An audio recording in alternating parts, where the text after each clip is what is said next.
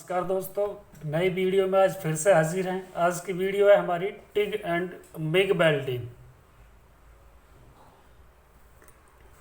TIG welding process and equipments. TIG welding का process क्या होता है और उसमें कौन कौन से इक्विपमेंट्स यूज़ किए जाते हैं। The gas tungsten arc welding, GTAW। G for gas, T for tungsten, A for arc और ये वेल्डिंग, यानी कि gas tungsten arc welding process fuses metal by heating them between a non consumable does not melt. यानी कि दो metal जो हैं उनमें से एक को जो है मेल्ट किया जाता है। Tungsten electrode and work piece, एक इलेक्ट्रोड होती है हमारी और दूसरा क्या होता है, वर्क पीस होता है। The heat is necessary for fusion, fixing और कंबाइनिंग ऑफ मोल्टन मेटल। अब उसको जो मोल्टन मेटल जो होता है उसको कंबाइन करने के लिए जो हीट की जरूरत पड़ती है फ्यूजन की। And it is provided by an arching electric current between the tungsten electrode and base metal. यानी कि जो बेस मेटल जो होती है हमारा, जिस पर हमको मतलब वेल्डिंग करनी है, उसमें टंगस्टन इलेक्ट्रोड को लेकर के जो है साथ में उससे काम करते हैं। तो ये आपको फिगर दिखा कर दो दोस्तों, GTA वेल्डिंग का। ये आपका आर्गन सील्ड है, ये ARC, ये आपका फेलर हो गया, ये बैड हो गया, टंगस्टन रॉड और ये आपकी torch.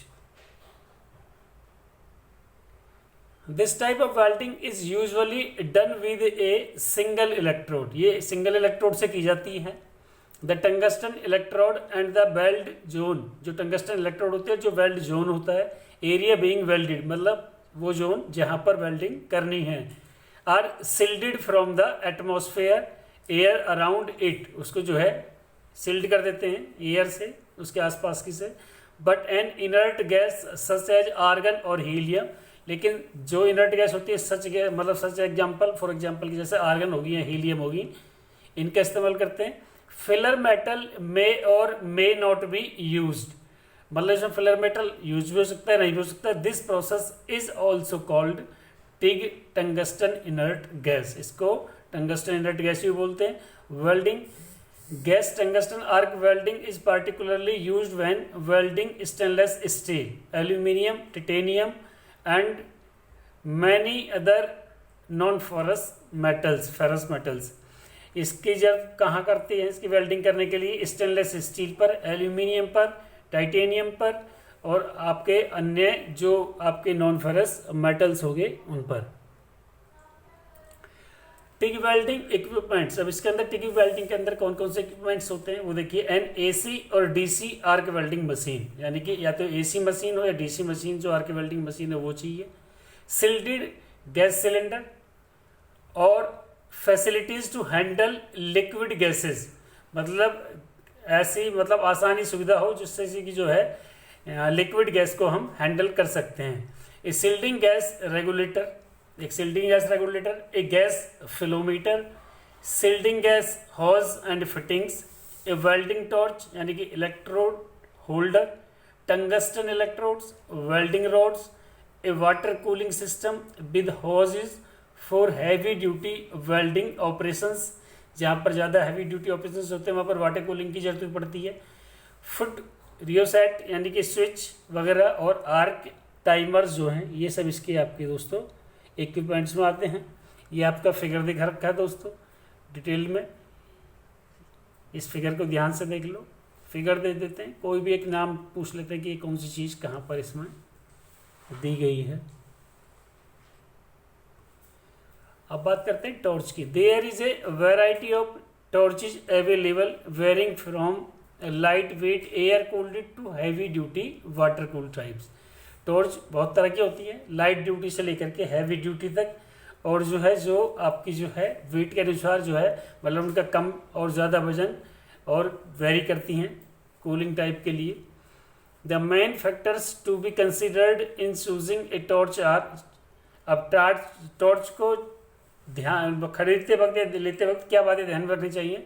Current carrying capacity for the work is hand, weight balanced and accessibility of the torch head to the work in hand, यानी कि करंट कैरिंग कैपेसिटी अच्छी होनी चाहिए उसकी, और वेट जो है उसका बैलेंस्ड होना चाहिए, यानी कि जो है वेट इम्बैलेंस्ड हो जाए पकड़ रहे हैं टॉर्च को तो।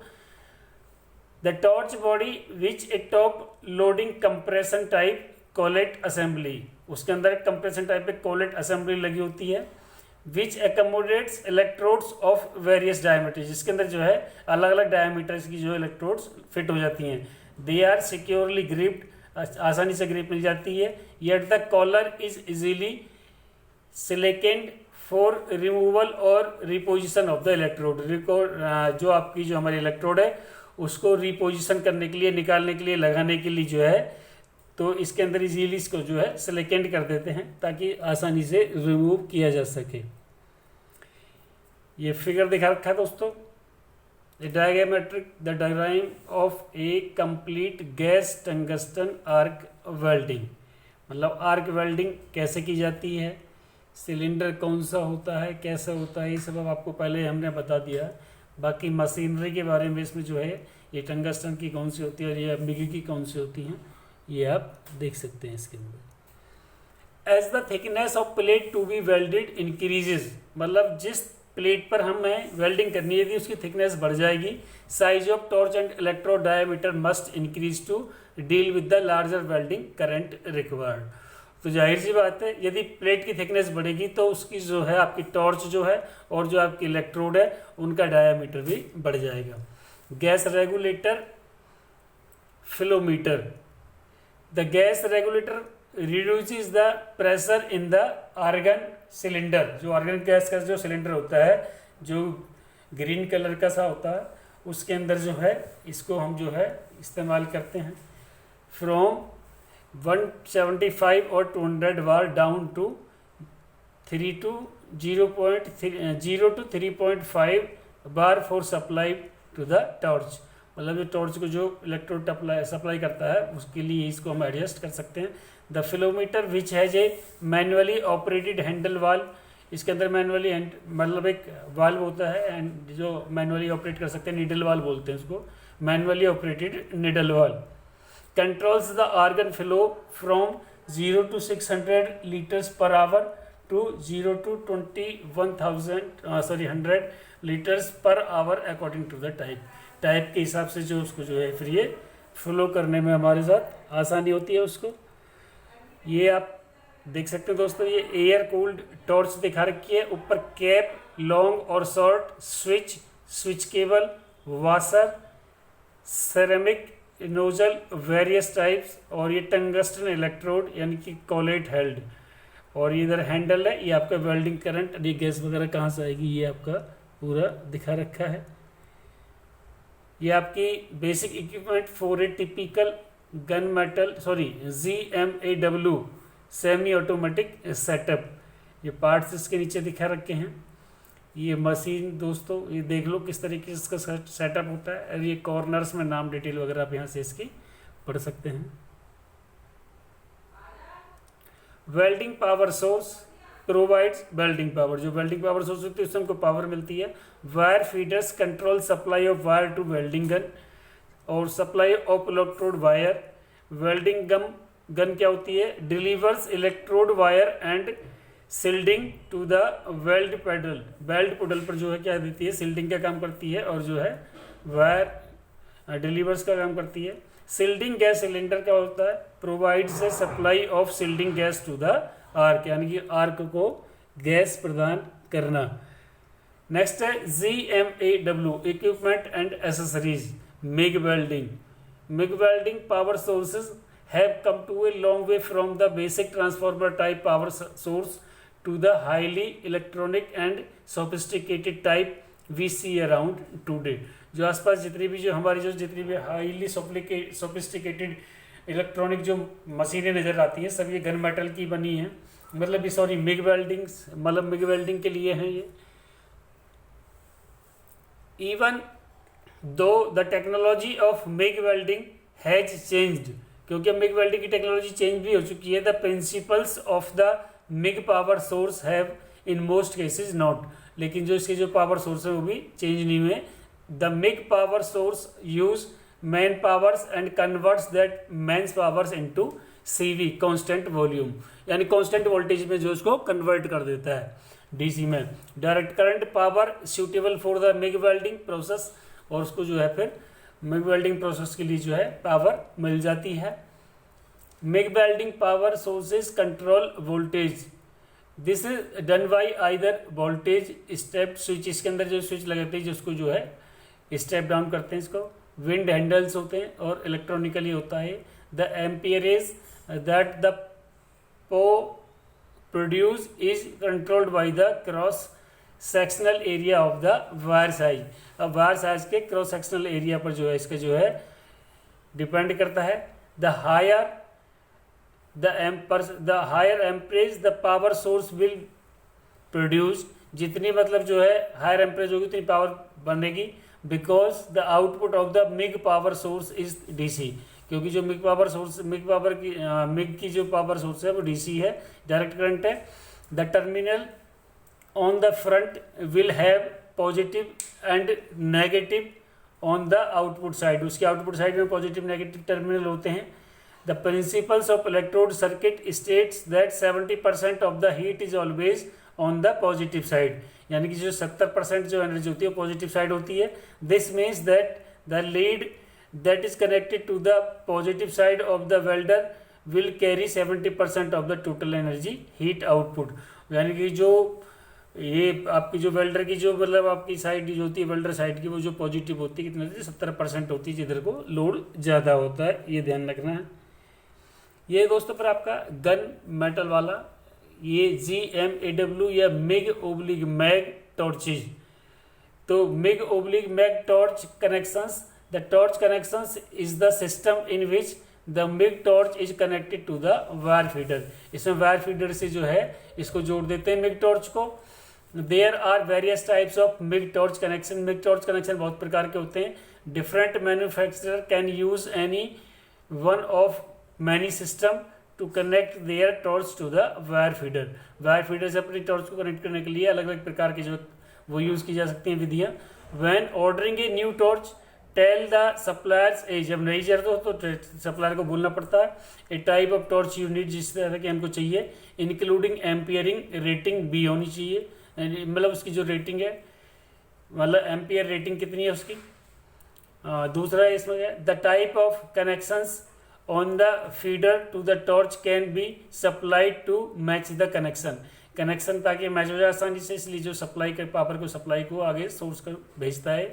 The torch connection is also the area where the wire electrode welding current and welding gases are passed into the welding torch, मतलब इसके अंदर जो वेल्डिंग करंट होता है या वेल्डिंग गैसेस होती हैं वो सब जो है वेल्डिंग टॉर्च से ही होकर के गुजरती हैं। This means these components should be checked for damage or leak, sealed, etc. so the connection will do its job correctly. इसलिए जो कनेक्शन की अच्छी तरीके से हो, क्योंकि लीक प्रूफ होनी चाहिए, सील प्रूफ होनी चाहिए अच्छे तरीके से, ये हमको उसके अंदर जो है चेक कर लेना चाहिए। The MIG torch is connected to the wire feeder and its job is to deliver the wire electrode. इसका काम क्या होता है, वायर फीडर से जुड़ी होती है और इसके काम जो है डिलीवर करना होता है वायर इलेक्ट्रोड को shielding gas and the electrical welding current to the welding area, और वेल्डिंग एरिया के लिए जो है शील्डिंग का काम करना और वेल्डिंग करंट का काम दे देना। There are a lot of different shapes and styles of MIG torch, MIG torch की बहुत सारी अलग अलग प्रकार की पाई जाती हैं out in the market place, but they all have things in common. जो सभी में कॉमन ज़्यादा है वो ये आपको दिखा रखा है टॉर्च का दोस्तों। कौन सी, ये systemic cross section of an air cooled gas metal arc welding torch का फिगर आपके सामने। Air cooled less than 200 amperes के लिए और वाटर कूल्ड अबव 200 एम्पियर्स के लिए। अब बात करते हैं करंट रेटिंग की।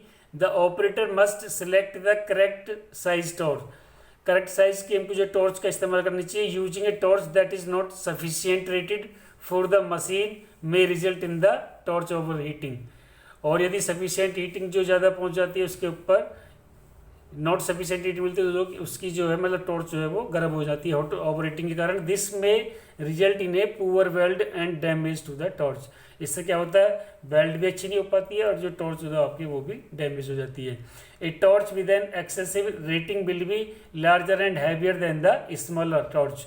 जो अच्छी क्वालिटी की होती है, एक्सेसिव रेटिंग की जो होती है वो लार्जर भी होती है और हैवियर भी होती है स्मॉलर टॉर्च के मुकाबले, which could result in discomfort for the operator, जिसमें जो है कि उसकी वजह से उसको जो है जो ऑपरेटर है उसको डिकम्फर्ट मिलता है, ठीक से काम नहीं कर पाता। They will have parts that will wear out, जो इसमें घिसने वाले पार्ट्स हैं। कंज्यूमेबल्स दैट इज लाइनर्स होता है, टिप्स होती हैं, डिफ्यूजर होता है, नोजल होती है, ईटीसी। ये सारे के सारे इसकी जो दोस्तों पार्ट्स हैं। The liner causes the most problem. First, they have a life span that is approximately 1 to the 4 rolls of MIG wire depending on the quality of the liner and wire. ये depend करता है दोस्तों उसकी quality और liner पर। ये figure दिखा रखा है, इस पर ध्यान दे देना, इससे कोई लेना देना नहीं है इतना इसके पार्ट्स के बारे में, लेकिन बताना तो पड़ेगा।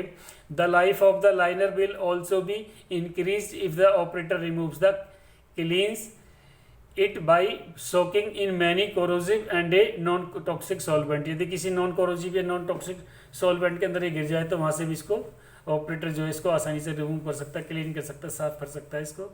Each wire size needs to have the correct wire size liner, मतलब जितने वायर साइज है सबका लाइनर के लिए करेक्ट साइज होना चाहिए।